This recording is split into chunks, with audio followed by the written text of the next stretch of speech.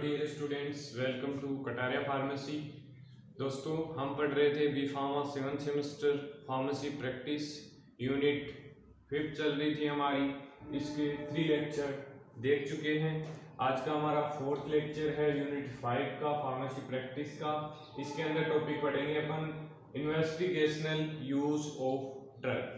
तो दोस्तों, आप टॉपिक से समझ रहे होंगे कि आज हम क्या स्टडी करने वाले हैं। इतना तो आप जानते ही होंगे, पढ़ते आ रहे हैं, इंडस्ट्रियल फार्मेसी पढ़े हैं। तो इन्वेस्टिगेशनल यूज ऑफ ड्रग होता क्या है। उससे पहले दोस्तों, अगर आप चैनल पे न्यू है तो चैनल को सब्सक्राइब कर दीजिए और बेल आइकन को प्रेस कर दीजिए, जिससे न्यू वीडियो का नोटिफिकेशन आपको सबसे पहले मिल सके। तो बिना देरी के स्टार्ट करते हैं इसके लेक्चर को।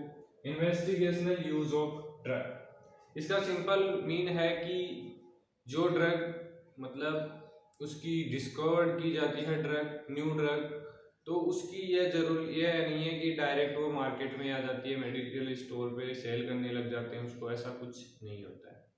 पहले स्टेप होती हैं उनकी प्री क्लिनिकल ट्रायल की, देन क्लिनिकल ट्रायल होता है, देन फिर जो पोस्ट मार्केटिंग सर्विलेंस होती है स्टेज 4 में। उसके अंदर जो ड्रग्स होती हैं उनको हॉस्पिटल के अंदर ही डिस्पेंस किया जाता है, पेशेंट्स पे चेक किया जाता है। उनको बोलते हैं अपन इन्वेस्टिगेशनल यूज ऑफ ड्रग। मतलब इन्वेस्टिगेशन पर्पस के हिसाब से ही हॉस्पिटल के अंदर उनको पेशेंट को दिया जाएगा। और मेन जो प्राइमरी सेंटर्स होते हैं ड्रग के इन्वेस्टिगेशन के लिए वो हॉस्पिटल्स होते हैं। ये जो ड्रग्स होती हैं ये FDA के द्वारा कमर्शियली यूज और इंटर स्टेट डिस्ट्रीब्यूशन के लिए नहीं होती हैं। इनके लिए अलाउ नहीं किया जाता है FDA के द्वारा। तो इसका इंट्रोडक्शन देख लेते हैं। द कंपाउंड और mixture that have not been release by FDA for general distribution, मतलब जनरल डिस्ट्रीब्यूशन के लिए FDA द्वारा इनको रिलीज नहीं किया जाता है। And are use in the investigation और रिसर्च ड्रग, मेनली इसका यूज होता है इन्वेस्टिगेशन एंड मतलब इसकी जो भी रिलेटेड प्रॉब्लम्स है, एडवर्स ड्रग रिएक्शन है, उनके बारे में फार्माकोलॉजी टॉक्सिकोलॉजी स्टडी की जाती है पेशेंट्स के ऊपर। This drug have following statement on their label, अगर कोई ड्रग है ऐसी, हम कैसे आइडेंटिफाई करें तो उसके ऊपर एक स्टेटमेंट होगा, caution new drug limited by law of investigational use, उसके ऊपर मेंशन होगा उसके लेबल के ऊपर। प्रिंसिपल क्या इन्वॉल्व है, the following principle are involve. The investigational drug study should abide by accepted ethical, legal and scientific standard। ये एक ethical, legal and scientific standard है and should be performed by qualified investigators। ये नहीं है कि कोई भी फिजिशियन आके इसको परफॉर्म करेगा या पेशेंट को ड्रग प्रिस्क्राइब, ऐसा कुछ नहीं है। इसके लिए क्वालिफाइड इन्वेस्टिगेटर की रिक्वायरमेंट होती है। द पेशेंट शुड बी, मतलब जिन पेशेंट पे इसकी स्टडी की जा रही है उनको पहले से ही इन्फॉर्म कर दिया जाता है कि ये ड्रग आपके लिए क्या कितनी सेफ है और इसके लेने के बाद आपको क्या बेनिफिट है, तो ये पहले से ही पेशेंट्स को बता दिया जाता है। The patient should well inform regarding the object of drug और related risk and benefits. Classification 4 class में इसको डिवाइड किया गया है, mainly class A, class B, class C, class D. तो क्लास ए में क्या होता है, क्लास ए में ऐसी ड्रग्स आती हैं जिनकी जो drug that which have in preliminary experimental stage, जो प्रीलिमिनरी एक्सपेरिमेंटल स्टेज होती है क्लिनिकल ट्रायल की, उसके अंदर जो ड्रग आती हैं उनको क्लास फर्स्ट में रखते हैं। और क्लास सेकंड में क्या होगी, ऐसी ड्रग जो कंप्लीट कर चुकी हैं प्रीलिमिनरी स्टेज को, उसके बाद जो ड्रग आती है उनको बोलते हैं अपन class B.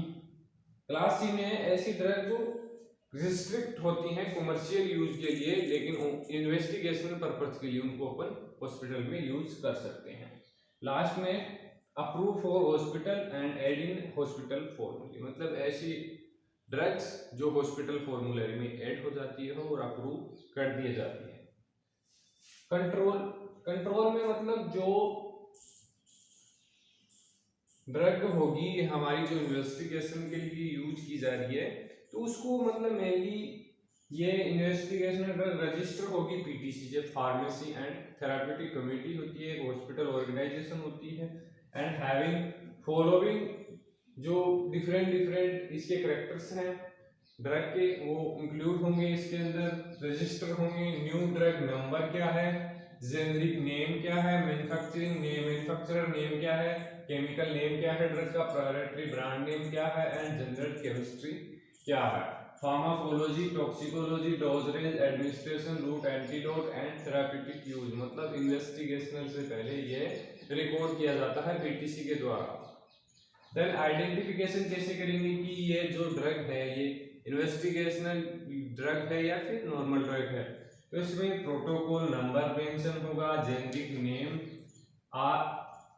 IRB investigational review board member होगा, label bearing the following details, protocol clinical trial number होगा, name of product and salt, dose concentration, quantity per container, lot base number, expiry date और storage requirement. ये सब कुछ उस level के ऊपर mention होगा जो ड्रग होगी इन्वेस्टिगेशनल यूज के लिए। देन रोल ऑफ फार्मासिस्ट, क्या रोल होगा, क्योंकि दोस्तों जब फार्माकोलॉजिस्ट कंप्लीट कर लेता है कि ड्रग सेफ है, इफिशिएंट है पेशेंट्स यूज के लिए, देन क्लिनिकल ट्रायल स्टार्ट होंगे। तो उन क्लिनिकल जो 2 स्टेज होती हैं, एक तो प्रीलिमिनरी स्टेज होती है और एक एक्सटेंडेड स्टेज होती है। तो उसमें फार्मासिस्ट का रोल होता है कि ये फिजिशियन की हेल्प करता है, क्लिनिकल रिसर्च टीम और फिजिशियन एंड क्लिनिकल जो रिसर्च टीम है उसको मतलब हेल्प करता है इन्वेस्टिगेशन ऑफ ड्रग। इसमें क्या होगी, असिस्ट करेगा development of the study design की कितना डेवलपमेंट हो रहा है, collecting, storing and disseminating essential information concerning with the drug being studies. Advisory committee, मतलब एक कमेटी होगी जैसे FDA होगी, वो उसको रेगुलेट करेगी कि कहाँ कहाँ इसका यूज करना है, कॉमर्शियली इसको यूज नहीं करना है, कैसे पेशेंट पे इसको यूज करना है। तो ये एडवाइजरी कमेटी हो गई। तो दोस्तों ये हमारा आज का टॉपिक कंप्लीट हो चुका है, इन्वेस्टिगेशनल यूज ऑफ ड्रग। अगर ज़्यादा डिटेल में जाना है आपको इनके तो आप नोट्स परचेज कर सकते हैं, वीडियो के डिस्क्रिप्शन में आपको व्हाट्सएप ग्रुप का लिंक मिल जाएगा, तो वहाँ उसको ज्वाइन कर लीजिए और मुझे पर्सनल मैसेज कर दीजिए आप। तो धन्यवाद दोस्तों, मिलते हैं नेक्स्ट वीडियो में। एक टॉपिक और बचा है हमारा, उसके बाद ये सब्जेक्ट कंप्लीट हो जाएगा, उसके बाद जो इंडस्ट्रियल फार्मेसी की एक यूनिट रह गई थी हमारी उसको स्टार्ट करेंगे। धन्यवाद दोस्तों।